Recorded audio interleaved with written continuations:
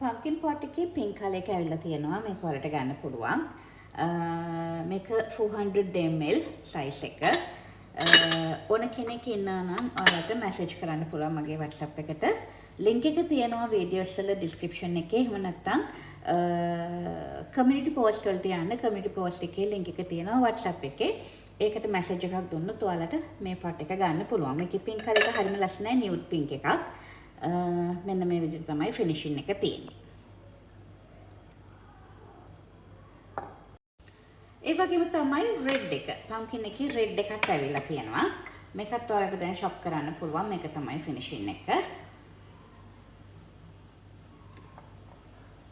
සාමාන්‍යයෙන් ගොඩක් කට්ටිය අහනවා මේ pots වලට මොන වගේ දේවල්ද දාන්න පුළුවන් කියලා.